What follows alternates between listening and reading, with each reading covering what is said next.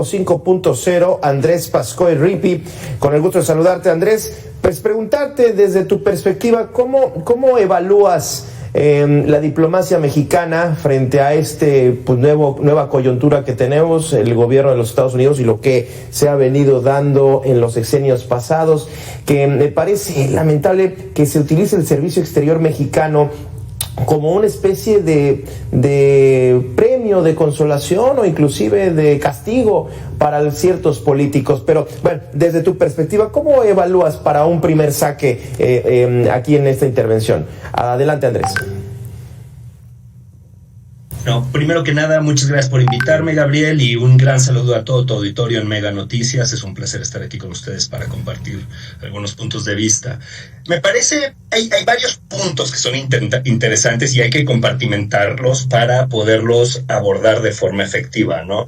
El primero, sobre lo que dices puntualmente, la diplomacia mexicana es históricamente muy prestigiada, pero en los últimos años ha sufrido mucho desprestigio y se ha venido mucho abajo, no solo por cómo se ha llenado, como pasaba mucho en la época de los gobiernos priistas, de exgobernadores cuestionados o políticos que se han vuelto incómodos, ya es necesario sacarlos, sino que se ha vuelto mucho menos influyente y relevante. Algo que nos lo demuestra profundamente es lo que está pasando precisamente ahorita con el gobierno de Donald Trump. México y los diplomáticos mexicanos estuvieron completamente fuera de la jugada en la toma de posesión y en todo el proceso.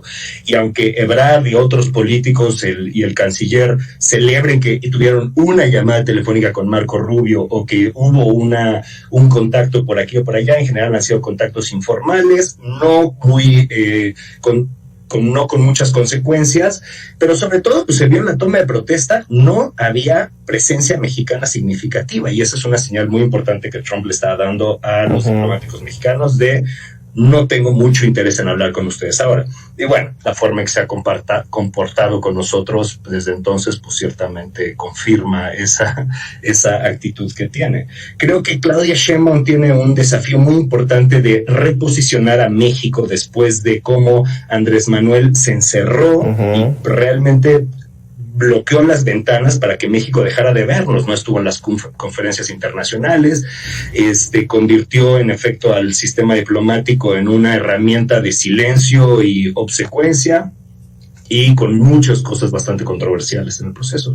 Creo que tiene un buen desafío y creo que lo va a tener que tomar porque vienen tiempos muy complejos a partir de lo que Trump está planteándole no solo a México, sino al mundo entero, y sí vamos a necesitar volver a ser relevantes. Qué interesante. He escuchado algunos analistas que inclusive el presidente López Obrador lo califican de aldeano en la manera en que se plantó frente al mundo, hablando en términos de diplomacia y relaciones exteriores. Pero bueno, ese es otro término.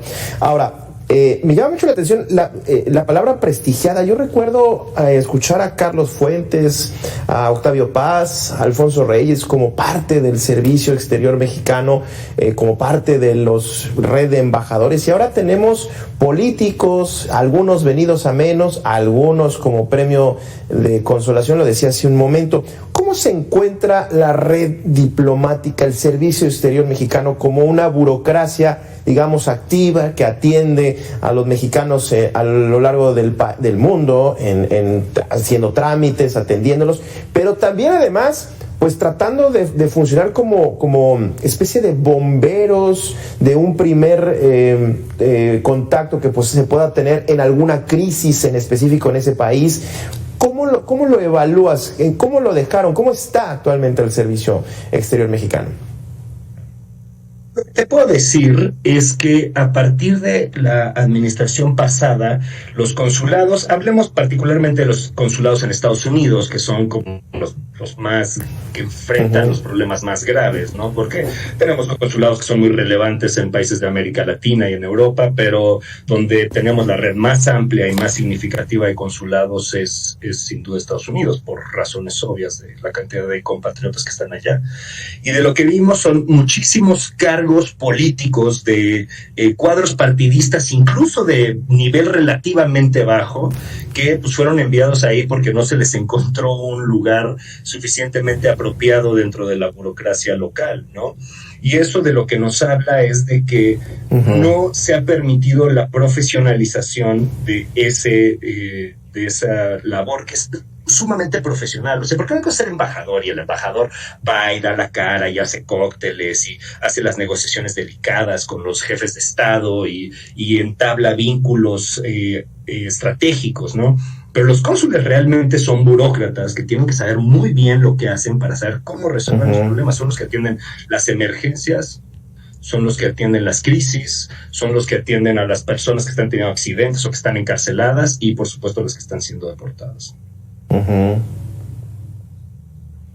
Oye, hablando de nombramientos, ahorita que comentabas... Perdón. ¿Querías agregar algo? No, disculpa, ya había terminado. Es que creo que perdí.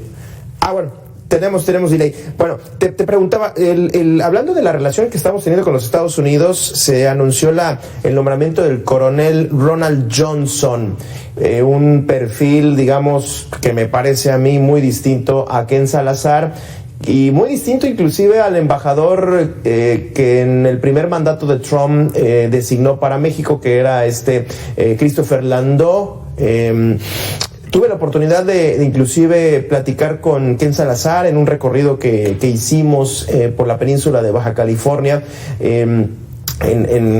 visitando una serie de plantas solares, y me llamó mucho la atención que parecía como un agente de ventas de las empresas. Estaba muy interesado en las inversiones, por supuesto, de empresas de los Estados Unidos en esta materia. ¿Cómo ves este nombramiento del coronel Ronald Johnson, que se ha mencionado, un veterano de la CIA, ex Boina Verde, con experiencia en algunos países como Colombia y El Salvador y, por supuesto, México? ¿Qué papel podría desempeñar y qué expectativas se podrían tener?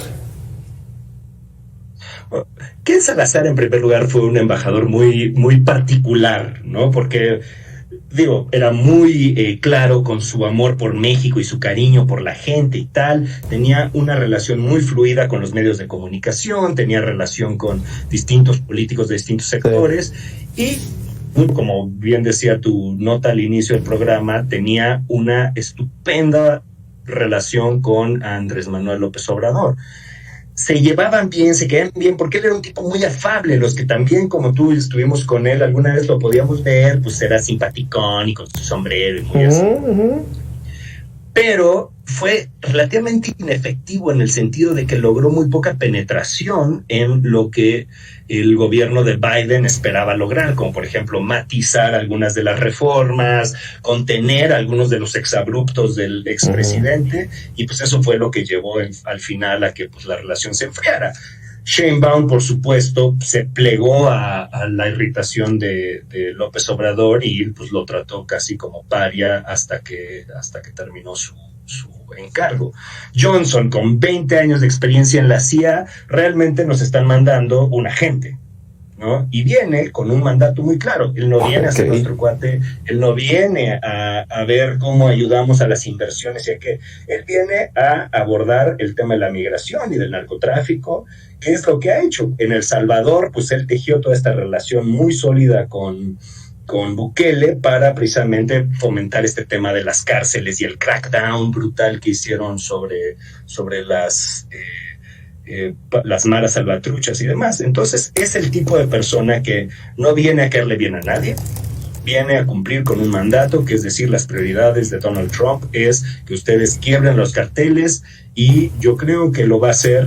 Veremos qué conlleva eso, ¿no? Y esto nos conecta con algo que me parece muy importante, ¿no? Que es los dos grandes debates que tenemos en este momento son la urgencia narrativa que tiene Trump y que tiene la misma Claudia Sheinbaum, y los objetivos reales de cada uno, que es algo que me gustaría que abordáramos también. Claro. Sí, y justamente está cumpliendo, de este lado, nuestro embajador en los Estados Unidos, Esteban Moctezuma, está cumpliendo con los objetivos de la narrativa de la presidenta Sheinbaum. No lo sé, me parece que sí, teniendo en cuenta que viene muy bajo perfil, está dejando a la presidenta que, digamos, encabece esta relación.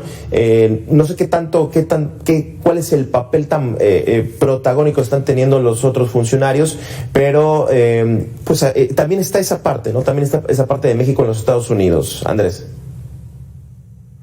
Bueno, el embajador Moctezuma, de lo que sabemos, de lo que se habla en los corrillos de la prensa y de la diplomacia, está absolutamente calentando el asiento, está completamente en silencio, tiene una influencia mínima sobre Washington, tiene relaciones minúsculas con las personas que debe tenerlas, y la verdad es que lo querían quitar. Lo que pasa es que no encontraron la persona correcta, o no han encontrado la persona correcta, por eso está reafirmado hasta el momento, ¿no? Él se mantiene en una especie de impasse, pues esperando que o alguien le abra la puerta y le tomen la llamada, o que consiga Claudia Sheinbaum alguien que sí lo haga, ¿no? Pero acá es a lo que va, a lo de la urgencia narrativa, y por eso es tan interesante lo que está sucediendo con Donald Trump. Trump lo que cree es que hay que parecer ser un loco a veces, como decía Maquiavelo en alguno de sus textos, ¿no? A veces conviene parecer un poco loco. Y a él le sirve eso porque le permite mucho blufear desde la posición de poder. Eso es lo que vimos con el intento previo de los aranceles a México y a Canadá, que, como vimos al final, era una blufeada absoluta. En realidad no tenía ninguna intención de en efecto hacerlo, nomás quería pactar que lo quería hacer. Ahora, con lo del acero, probablemente sí va a suceder, pero también responde a otras cosas. Decía Marcelo Ebrard, y no sin razón, que pues no le conviene a Estados Unidos porque en realidad nosotros importamos más acero del que les vendemos, pero ellos saben que nosotros no les vamos a poner aranceles a sus importaciones de acero porque nos revienta nuestra propia producción y economía, ¿no? Y entonces, las dos urgencias narrativas son estas. Trump necesita mostrarse fuerte, decidido, que toma acciones, que el mundo es su playground, su jardín de niños, y que puede querer robarse a Groenlandia y a Panamá y convertir a Gaza en un spa, y pues hacer lo que quiera con México y Canadá.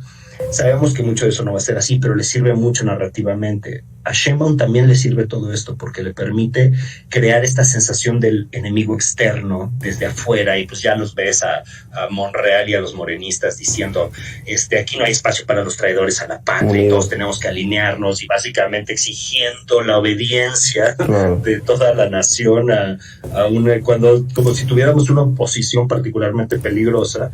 Además quieren que todo el mundo esté callado, ¿no? Que ya habla de una cosa que me parece mucho más siniestra. Pero por otro lado están los objetivos reales, que van más allá de controlar la narrativa. Claro. Sí, ya lo vimos que sucedió con Gustavo Petro, el presidente de Colombia, que reaccionó de manera visceral, y vaya volteada que le dieron. Andrés Pascoe, muchísimas gracias por haber charlado aquí en Mega Noticias sobre estos temas. Te agradezco estas reflexiones. Como siempre, muchísimas gracias. Vamos a ir a una breve pausa y regresamos con más.